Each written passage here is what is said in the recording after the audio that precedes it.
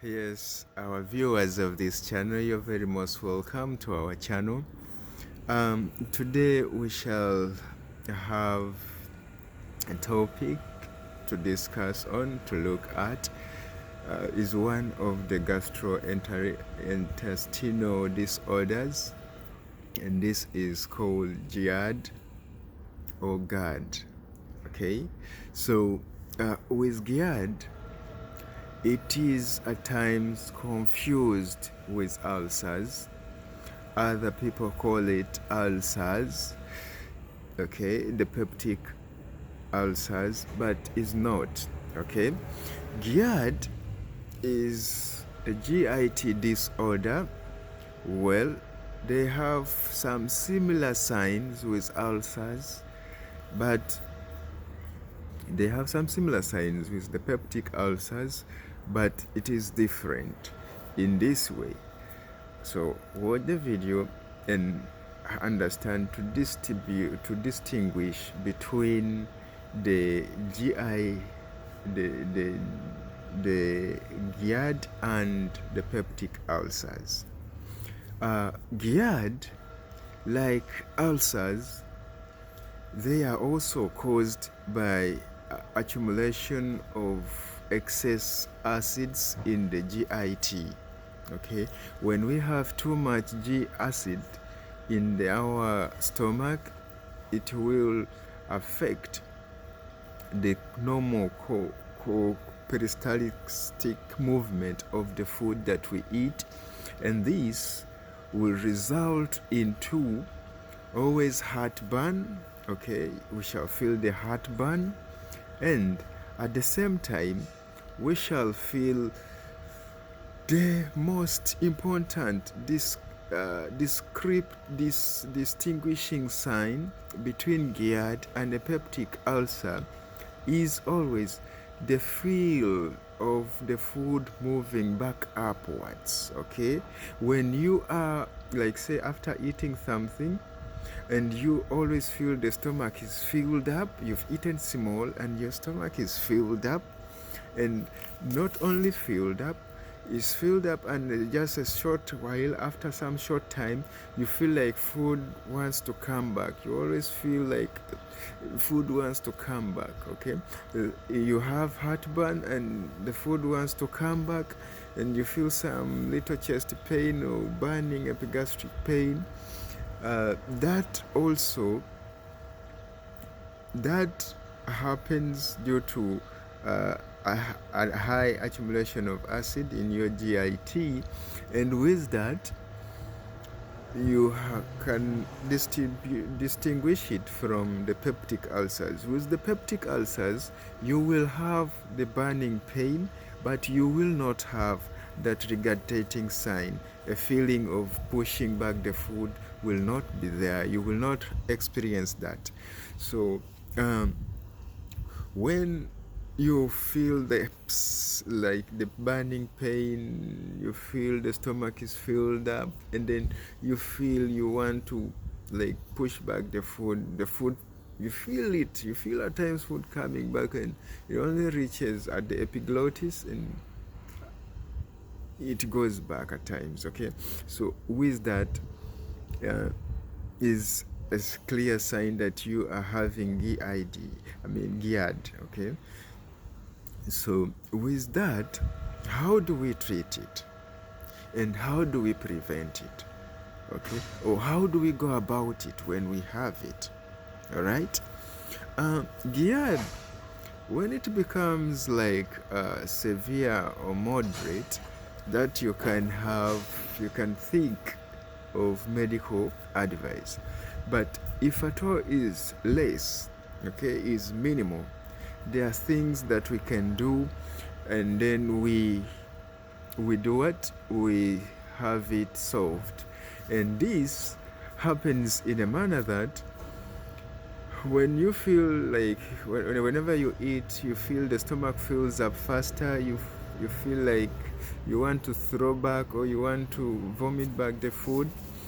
With that, what you can do, one is take plenty of water. Okay, plenty of water. And then 2, avoid eating acidic food substances. Okay, and now somebody will ask, but what is acidic and what is not acidic? All right. Oh, make a pause, like balance up. Okay, balance up this acidity and the alkalinity of whatever you eat by adding up a little salt. Okay, get a little salt, because the salt is an alkaline. Okay, is a base. So get the salt and add in a little fruit. Most when you're eating fruits, most of these fruits are acidic. Okay, most of the fruits are acidic, so get the fruit and add a little salt in it. When you add a little salt in these fruits, it will balance up the acid and the alkaline in it, and you will have a more or less neutral food that will not disturb your GIT. And when you're putting salt also, don't put too much, just put a little, just to balance up this, to neutralize the acidity of it. Okay, that is in mild Gerd. All right, and then if you're cooking food like say beans, the legumes, in a talk of the legumes, it will include the peas, the all that kind. So with that, soak it in water for like 12 hours or 24 hours, then pour off that water, then cook it with another water, okay, which is fresh, and that will reduce the acidity in it. Whenever you soak it, this water tries to neutralize it, absorb the acid in it, try to make a balance, and then you cook it. Without this water, it will have reduced the acidity in it, and you will not suffer that, right? But when it is now mild or like moderate and the signs are severe, that you will need to have some tablets to take, right? With severe, you need to have some tablets to take, and this time round we have to take some tablets that can reduce this acid, that can because normally when we have acid by in nature is always corrosive. So whenever it is high, it will cause some little corrosion in the GIT tract, and this at times brings that pain that comes along with it. So we need to have some little tablets, the antacids, and normally we can take tablets like omeprazole, pantoprazole, we can take lansoprazole. All these are antacids. Okay, we can take there is also Eno is not a tablet, it's just a solution which is basic in nature, is an alkaline, and when you take it and you drink it, just naturally it does the neutralization of the acid, and the situation calms down. All right, and you will be good to go. All right, and yes, that is Gerd. Let me hope that you've learned how to distinguish between the Gerd and the peptic ulcers, right? Though the same treatment applies, that you're talking of antacids, and when I go to hospital, I'm given omeprazole for ulcers, I'm given omeprazole, lansoprazole for ulcers, I'm given pantoprazole for ulcers, I'm given ranitidine for ulcers. Yes, it's true. These tablets treat ulcers, okay? But these tablets, again, treat Gerd. Why? Because Gerd is due to accumulation of acids, okay? And ulcers also is due to accumulation of acids. But ulcers now is the late stage of Gerd, okay? Ulcers is the late stage of Gerd, because at the beginning it will begin by accumulation of these ulcers, and then you go, by accumulation of the acids, and these acids, as they accumulate, they start causing wounds, okay, in our tract, in the gastrointestinal tract. So when they cause these wounds become the ulcers. But it started as Gerd, and then later on, as the wounds are caused, then it becomes ulcers. So when you treat the Gerd early, you will prevent the ulcers, right? So let's treat the Gerd as soon as possible, and let's avoid foods that can lead to accumulation of acids, okay? And there is a little that we eat and do not affect our normal acid base balance of the GIT, okay? And let's always learn not to overload our stomachs. Whenever you overload our stomach, you send it to work more, and at times when the excretory system has created too much ulcers, and then tomorrow you're not eating the same amount of food, and the body is used to secreting too much acids, okay, it will secrete the same amount of acid the next day, and the food in the stomach is little, so it will digest this faster, and the excess of these acids will become a problem. So let's learn to always eat almost a constant amount of food. If you know that, okay, daily when I eat a full plate of food, that's when I'm okay, then okay, maintain it that way, okay? Maintain it that way and always have that. And if you know that, okay, a little is enough for me, then do that, okay? Let it be constant. Then say, today I've cooked beans, I don't like beans, let me eat a little.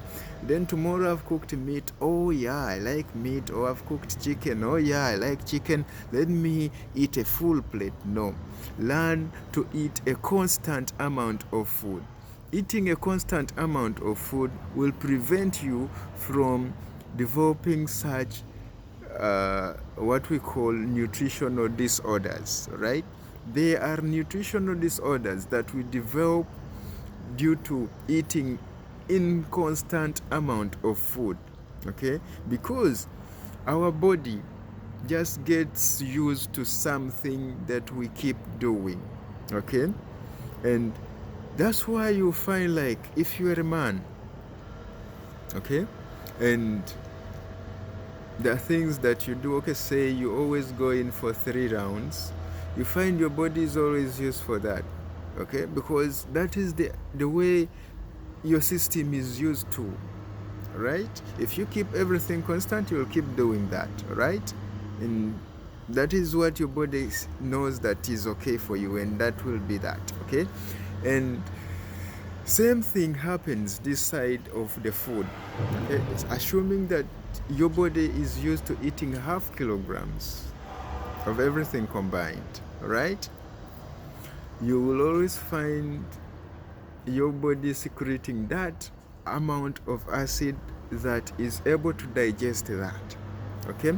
So if today you eat 3/4, then the other day you eat 1/3, the other time you eat this, it will affect your body. Because if, say, you've been using to eating 1/2 kilo, 1/2 kilo, 1/2 kilo, the next time you're eating 1/4, the body will still secrete what is enough to digest 1/2 kilo. Because for it will not weigh what you've eaten, it will just know the food has come, is 1/2 kilo coming, and then it will secrete what is able to digest 1/2 kilo, and you have only eaten 1/4 kilo.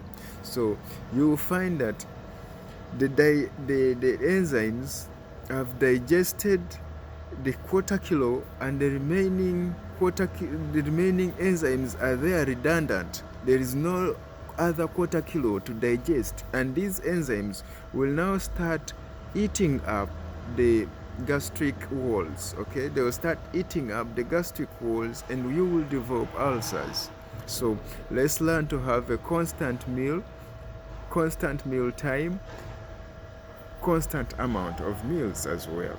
All right. Thank you for watching our video.